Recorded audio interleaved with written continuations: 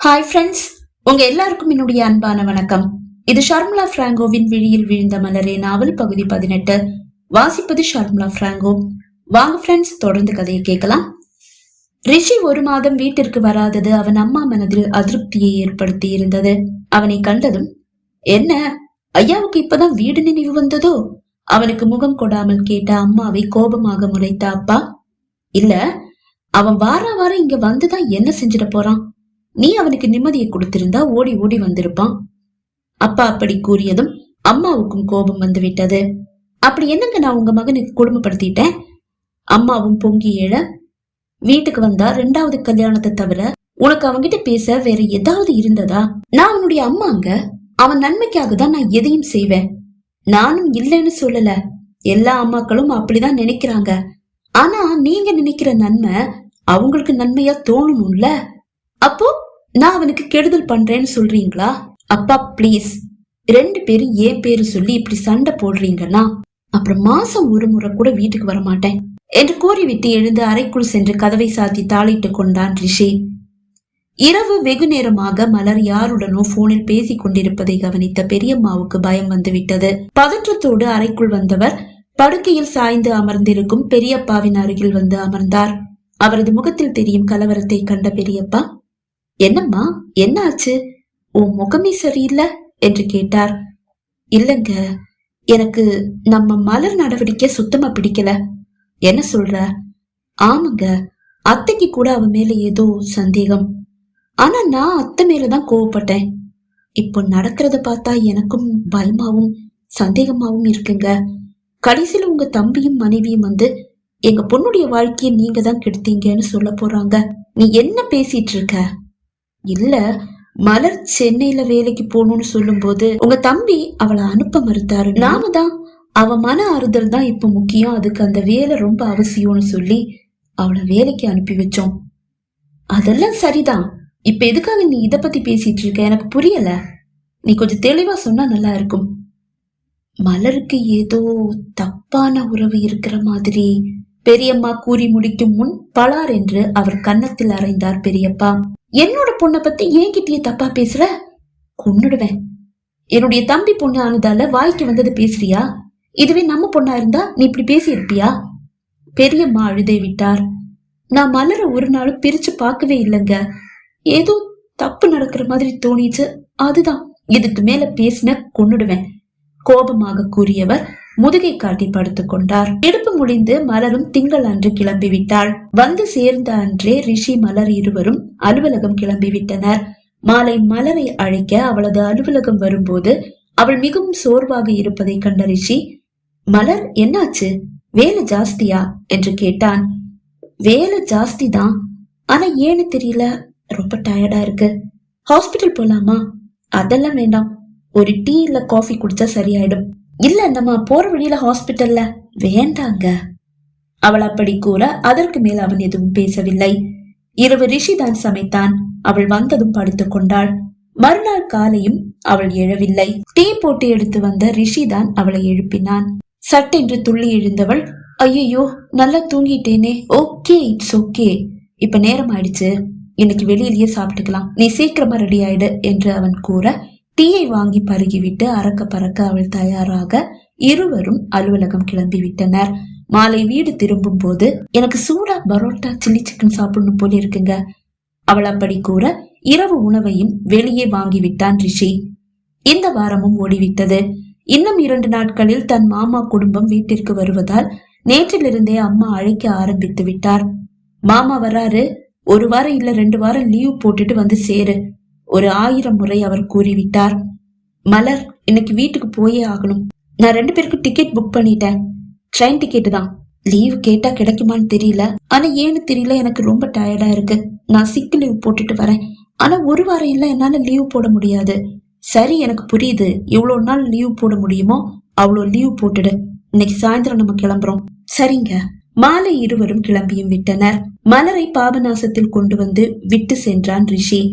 தோட்டத்திற்கு செல்ல வீட்டிலிருந்து வெளியே வந்த பெரியப்பா ஆட்டோவில் ஒரு ஆண் அமர்ந்திருப்பதை கண்டு திடுக்கிட்டார். ஆனால் என்ன என்று கேட்பது, எப்படி கேட்பது? எதையும் காணவில்லை என்பது போல், என்னம்மா லீவா என்று கேட்டார். ஆமா பெரியப்பா, கொஞ்சம் உடம்புக்கு முடியல. என்னம்மா ஆச்சு? இல்ல பரவாயில்ல, சின்ன காய்ச்சல் மாதிரி இருக்கு, ரெஸ்ட் எடுத்தா சரியாயிடும். சரிம்மா, நீ வீட்டுக்குள்ள போ என்று கூறியவர் யோசனையோடும் பதற்றத்தோடும் தோட்டத்திற்கு சென்றார். மாலை வீட்டிற்கு திரும்பியவர் மலரை கூர்ந்து கவனிக்க, அதை பார்த்துவிட்ட பெரியம்மா, என்னாச்சு, உங்களுக்கும் சந்தேகம் வந்துடுச்சா என்று கேட்க, சேச்ச, ஏன் பொண்ணு நான் சந்தேகப்படுறதா என்று கூறி சமாளித்து விட்டார் பெரியப்பா. ஊர் திருவிழா அடுத்த வாரம் வருவதால் அனைவருக்கும் புத்தாடை எடுக்க வேண்டும் அல்லவா? அனைவரும் ஒன்று கூடி நாளை துணி எடுக்க திருநெல்வேலி செல்லலாம் என்று முடிவு செய்தனர். பெரியப்பா, நாளைக்கு ஞாயிற்றுக்கிழமை, கடையெல்லாம் திறந்துதான் இருக்குமா? ஆமாம்மா, பெரிய பெரிய துணி கடை நகைக்கடை எல்லாம் திறந்துதான் இருக்கும். நான் போன் பண்ணி விசாரிச்சுட்டேன் என்று பெரியப்பா கூற, அப்ப சரி, நாளைக்கு கிளம்பிடலாம்னா என்று பஞ்சவன் பெரியப்பா கூற, மறுநாள் காலையே குடும்பமாக காரில் திருநெல்வேலி கிளம்பி விட்டனர். துணிக்கடைக்குள் நுழையும் போதே மலருக்கு அந்த வாசனை பிடிக்கவில்லை. அவள் சற்று தள்ளி வந்து ஒரு மூலையில் இருந்த இருக்கையில் அமர்ந்து விட்டாள்.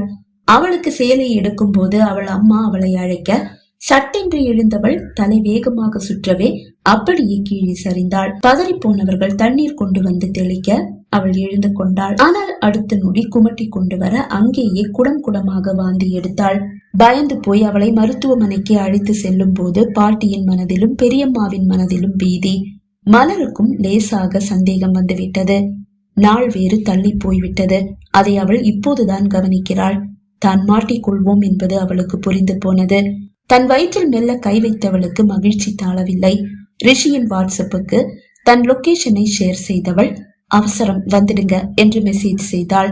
அம்மாவுக்கு துணையாக அவனும் அப்பாவும் வீட்டை சுத்தம் செய்து கொண்டிருந்தனர். மாமாவின் குடும்பத்தார் வருகிறார்கள் அல்லவா? ஞாயிற்றுக்கிழமையானதால் அப்பாவுக்கும் விடுப்பு. அப்போதுதான் மலரின் மெசேஜை கண்டான். என்ன அவசரம் மலர் என்று பதில் மெசேஜ் அனுப்பினான். ஆனால் அவளிடம் இருந்து பதில் இல்லை. அவளை இப்போது மருத்துவர் பரிசோதனைக்காக அழைத்து சென்றிருந்தார். என்னாச்சு, பதிலையே காணோமே. லொகேஷனை பார்த்தான். திருநெல்வேலி லொகேஷன், அதுவும் மருத்துவமனை லொகேஷன். அவனது வீட்டிலிருந்து 10 நிமிட பயணத்தில் இருக்கிறது.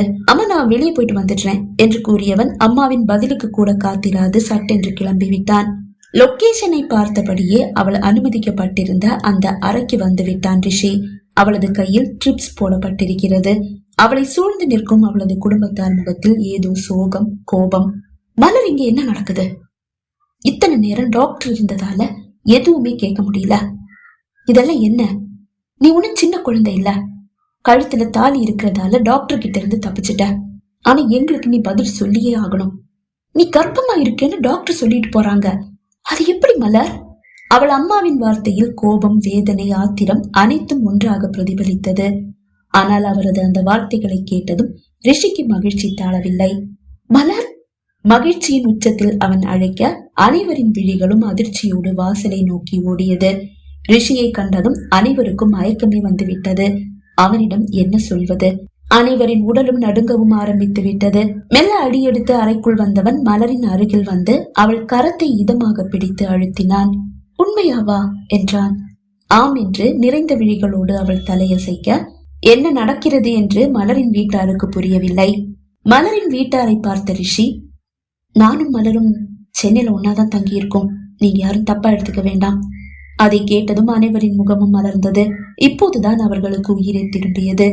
பாட்டி அவள் கன்னத்தை பிடித்து கிள்ளினார். போன வாரம் நீ பச்சை மாங்காவை கரும்பு சாப்பிடுற மாதிரி சாப்பிடும் போதே எனக்கு சந்தேகம் வந்துருச்சு. ரிஷிய பாத்தியா, பேசினியா, ஒன்னாதான் இருக்கீங்களான்னு கேட்கும் போது இல்லன்னு ஏன் போய் சொன்ன? உன்னை சந்தேகப்பட வச்சுட்டியேடி. சாரி பாட்டி. மலர் சிரிக்க, நான் மலரை வீட்டுக்கு கூட்டிட்டு போறேன் என்று கூறி அனைவரையும் இன்னும் மகிழ்ச்சியில் ஆழ்த்தினான் ரிஷி. மலர் இதை எதிர்பார்க்கவில்லை. அவளுக்கு மகிழ்ச்சி தாழவில்லை. இவ்வளவு விரைவில் ரிஷியோடு சேர்ந்து விடுவோம் என்று முதலில் அவள் நினைக்கவில்லை. அது எளிதில் நடந்துவிட்டது. அதே போன்றுதான் ரிஷி இவ்வளவு விரைவாக அவனது வீட்டிற்கு தன்னை அழைத்து செல்வான் என்றும் அவள் எதிர்பார்க்கவில்லை. அதுவும் நடக்க போகிறது.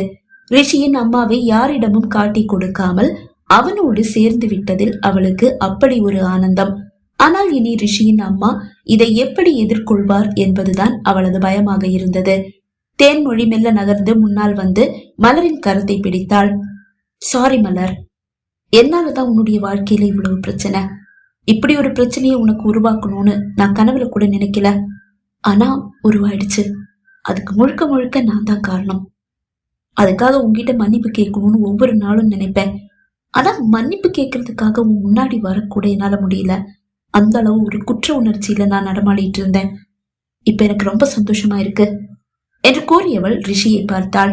சாரி சாரி ரிஷி, உங்களையும் மலரையும் பிரிச்சு வச்சு அழகு பார்த்துட்டேன். உங்க எல்லாரையும் ரொம்ப கஷ்டப்படுத்திட்டேன். என்ன மன்னிச்சிடுங்க. இட்ஸ் ஓகே, நான் அதை பெருசா எடுத்துக்கல. ஆனால் இப்போதும் மலரின் அப்பா ஒரு வார்த்தை கூட பேசாமல் தள்ளியே நின்றார். அது மலரை காயப்படுத்தியது. அப்பா அவளை நோகடித்தால் பரவாயில்லை, ரிஷியையும் சேர்த்து அது பாதிக்கும் போதுதான் அவளுக்கு வேதனை. ரிஷி மலரின் அருகில் அமர அனைவரும் வெளியே வந்து விட்டனர். பெரியப்பா மலரின் அப்பாவை கோபமாக பார்த்தார். டேய், நீ ஏண்டா ரிஷி தம்பி கிட்ட நல்லபடியா பேச மாட்டேங்கிற? என்னடா உன்னுடைய பிரச்சனை? அவர் அப்படி கேட்டதும் மற்றவர்களும் ஆமா என்ன ஆச்சு, எதுக்காக இப்படி நடந்துக்கிறாரு என்று கேட்க, என்னென்ன பேச சொல்றீங்க? எனக்கு அவர் மேல மதிப்பும் மரியாதையும் ரொம்ப அதிகமாவே இருக்கு. ஆனா மனசுக்குள்ள ஒரு குற்ற உணர்ச்சி. உண்மையை மறைச்சு என்னுடைய மகளை அவருக்கு கட்டி வச்சுட்டோமே என்ற குற்ற உணர்ச்சி. அதுதான் என்ன அவர்கிட்ட பேச விடாம தடுக்குது. இதை நான் எப்படி அவர்கிட்ட சொல்ல முடியும் என்று கூறி அழுதார். சிறிது நேரத்தில் மலரை அழைத்து செல்லலாம் என்று மருத்துவர் கூறிவிட, மலரின் கரத்தை பற்றி கொண்ட ரிஷி அவளது வீட்டாரிடம் விடை பெற்று அவளோடு தன் பைக்கை நோக்கி நடந்தான். புன்னகையோடும் பெருமிதத்தோடும் அவனோடு ஒட்டி உரசியபடியே நடந்த மலரின் முகத்தில் இந்த உலகை வென்ற ஆனந்தம் பிரதிபலித்தது. பகுதி 18 நிறைவடைந்தது. பகுதி 19 உங்களை சந்திக்கும் வரை விடைபெறுகிறேன். நன்றி, வணக்கம்.